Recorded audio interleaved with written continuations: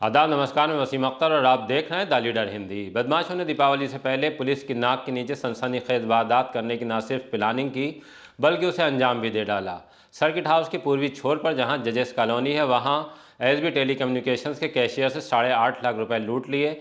जजेस कॉलोनी से थोड़ा आगे इसी मार्ग पर आईजी का दफ्तर, उसके पीछे कमिश्नर का आवास, उससे सटा एडीजी का बंगला और बगल में एसएसपी की कोठी है। कमोबेश बड़े प्रशासनिक और पुलिस अफसरों के दफ्तर आवास इर्द गिर्द ही हैं। जाहिर सी बात है कि हाई सिक्योरिटी जोन में लूट की वारदात का मतलब क्या होता, अंदाजा लगाया जा सकता है। खैर, पहले बात करते हैं लूट की बड़ी और सनसनीखेज वारदात किन बदमाशों ने कैसे की। ये आप कैशियर शरद मोहन सक्सेना की जुबानी सुनिए। शरद मोहन, कहाँ रहते हैं आप? मोहल्ला भूड़, थाना कौन सा लगता है आपका? प्रेमनगर। क्या घटना हुई थी आज आपके साथ? लूट की स्प्रे डाल के कहाँ से कहाँ जा रहे थे? बैंक जा रहा था अपने ऑफिस से। अच्छा, क्या करते हैं आप? कैशियर हूँ किस कंपनी में? एसबी टेलीकॉम में। अच्छा, कहाँ जा रहे थे कैश जमा करने के लिए? Bank HDFC। किस चीज़ से थे आप? स्कूटर से। अच्छा, कितना कैश था आपके पास? 1.5 लाख। कब की घटना है? 2:15 बजे की। इसमें बस झूठ इतना है कि लूटी गई रकम 1.5 लाख नहीं 8.5 लाख रुपए थी। वो बरामद भी हो गई। बड़ी रकम को कम करके बताने के पीछे कंपनी की ज़रूर कोई मजबूरी रही होगी। बहरहाल, बदमाशों ने जिस तरह कैशियर की आंख में मिर्च वाला स्प्रे छिड़क कर लूट की, वो इस बात का प्रमाण है कि बदमाश शातिर हैं। बरेली के हैं भी नहीं, प्रयागराज के कर्नलगंज के छोटा बघारा के रहने वाले हैं। अनुज भारती और जयंत को वारदात के बाद ही पकड़ लिया गया था। तीसरे अखिलेश यादव को पकड़ने के लिए पुलिस चौबारी पहुंची तो वहां क्या हुआ, एसपी सिटी राहुल भाटी से सुनिए। दिनांक 9 नवंबर 2023 को सर्किट हाउस स्थित जजेस कॉलोनी के निकट एक कैशियर हैं जिनका नाम शरद सक्सेना है। वो लगभग 8.5 लाख रुपए अपने डेली कलेक्शन के लेकर बैंक में जमा करने के लिए जा रहे थे। वहीं पर 2 अज्ञात लुटेरों द्वारा उनकी आंखों में मिर्ची डालकर लूट की घटना कारित की गई, जिसमें 8.5 लाख रुपए उन्होंने लूट लिए थे। और ऑन स्पॉट ही पब्लिक एवं पुलिस द्वारा एक अभियुक्त को गिरफ्तार कर लिया गया था और लगभग उसके 1 घंटे बाद पुलिस एवं एसओजी की संयुक्त टीम द्वारा दूसरे अभियुक्त को भी गिरफ्तार कर लिया गया था। दोनों अभियुक्तों द्वारा उनके पास से लगभग 7 लाख रुपए का कैश बरामद किया गया था। दोनों अभियुक्तों से पूछताछ में एक जानकारी प्राप्त हुई कि एक तीसरा अभियुक्त और था जिनके साथ उन्होंने प्लानिंग की थी ग्राम चौबारी में निकट जवाहर नवोदय विद्यालय। और पुलिस पार्टी के साथ जब जयंत नाम के अभियुक्त को घटनास्थल पर लेके आया गया तो वहाँ पर पहले से ही मौजूद जो तीसरा व्यक्ति था अखिलेश यादव, उसने पुलिस की गाड़ी देख के पुलिस पार्टी पर फायरिंग की कोशिश की।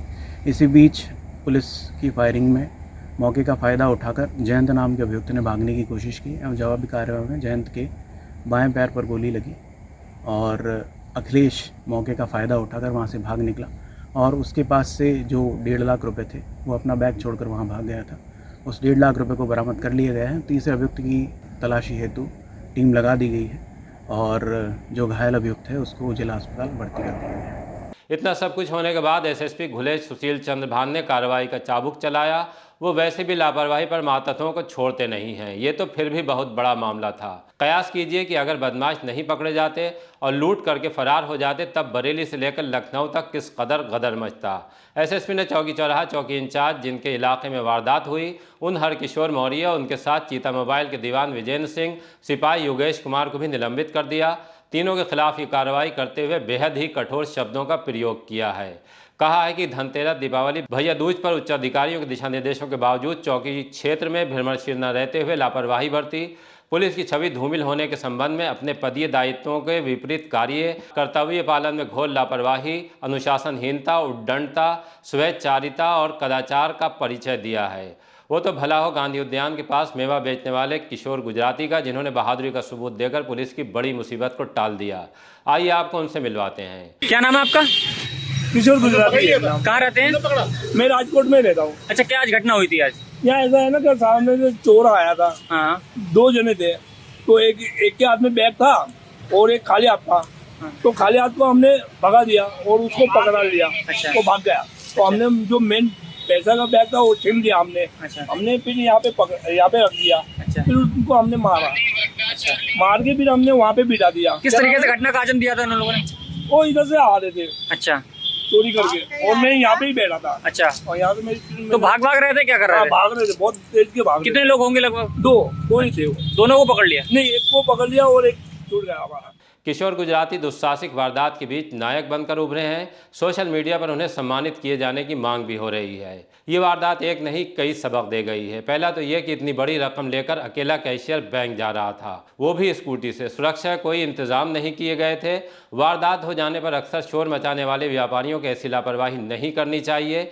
दूसरी वारदात पुलिस की गलतफहमी भी दूर कर गई कि हाई सिक्योरिटी जोन में सुस्त नहीं और ज़्यादा अलर्ट रहने की ज़रूरत है। तीसरे सचेत भी कर गई कि बदमाश बाहर से आकर बरेली में वारदात अंजाम देने की जुस्तजू में लगे हैं।